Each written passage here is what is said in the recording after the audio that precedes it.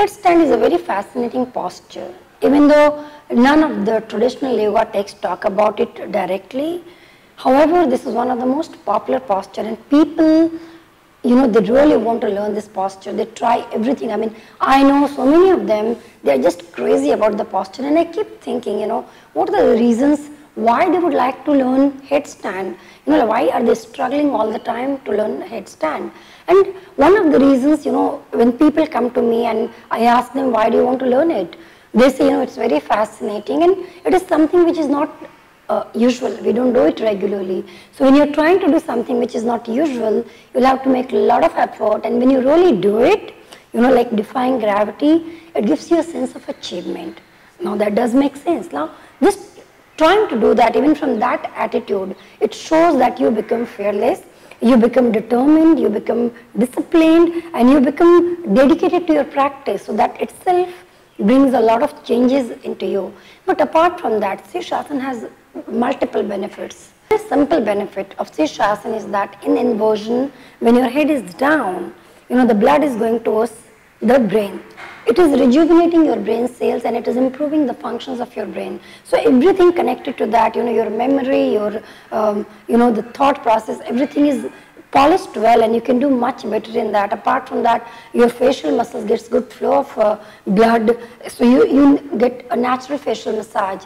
Apart from that, your heart doesn't have to work hard to pull the blood from down. So there are thousands of benefits, which can be achieved by doing Sirsasana. However, it's very important to understand that all the benefits which we are talking about Sirsasana can only be reaped if you do it properly. If there is any tension while performing Sirsasana, you will not get the benefits. For that, it is very important that you do it properly, you learn it properly, so that you don't bring any damage to yourself. In my upcoming 3 series, I am going to show how to perform Sirsasana for the beginners. Today we are going to work on the first label, and once you are comfortable and you understand it well, the first label, you move to the second, and so on. So you can see I am sitting on the chair. So I will use the chair in the beginning, and what am I going to do? Please look at the each technique, and that will really help you. So if you have noticed, I have put the chair on the mat, yoga mat, so that it doesn't move, doesn't sleep. If you want, you can also place the chair close to the wall just to be on the safer side. I don't think there will be any problem if you really follow slowly and follow the instructions I'm giving. So I've got a cushion just for the comfort label. What I'll do, I'll turn around so that the back of my body is facing the chair. See, this way. And now if you see, my hips are touching the chair. So I'm as close as possible to the chair, and then I'm getting ready for Sirsasana first with the chair. So how do I prepare for that? Step 1, you fold your elbows. When you fold your elbows, the outer side of the elbow needs to be touched by your fingers, and the same thing will happen in the other side. Once you fold, you bring your elbows on the floor, and once your elbows are fixed, it will not move. That is the rule, the thumb rule. Now unfold your hand, interlace your fingers. See, you are interlacing your fingers. To get a better grip and firmness, just push your fingertips slightly firmly on the surface, this way. And now the edge is on the floor. This is the edge, thumbs are up. My crown is on the floor, so how do you know which part of the crown? This is what you do. See, this part will be on the floor. So that will go on the floor. This is my base, foundation. So it's very important that the foundation is very strong, and then the posture will be taken care of. See, this cupping should not collapse. You are on the edge of the palms. See, I'm trying to move further in. So my hips are touching the chair. This is the most critical part. Now elbows are pushed on the floor, not moving. I'm getting my knees off the floor. Step 1, try and walk in as much as possible.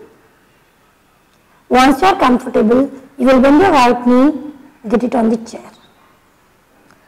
Be there comfortably, and then press your right leg this way so that it becomes straight, and bend your left knee to get it on the chair. So I adjusted my body almost at 90 degrees so that my spine is tall. It can actually go in, but this will be a kind of collapsing position. You will not work on strength building. Try and keep it at 90 degrees, see. So what am I doing? I've come almost on my toes. And when I'm coming on my toes, my abdomen is getting activated, see. Do this so that you understand your hips. The position of the hips is very important. So maybe do 10-20 times and you'll have to work on this. Once you are comfortable, I'm just pushing my hips at the back, my elbows are pressed. I bent my right knee. Up. And now press your elbow further up to get your leg straight. See. Keep pressing your elbow, and this is very important right now that the toes are up and this lifting is important. See. Only when you understand this lifting, the other leg will start coming up. See. Only this much. This much. This much. Once you have locked your toe up, see. This, only go this much, this much. Now the area apart from this should not move. So rest of your body is locked and this is what you are doing. Down, down. Slowly bend your knees, come down.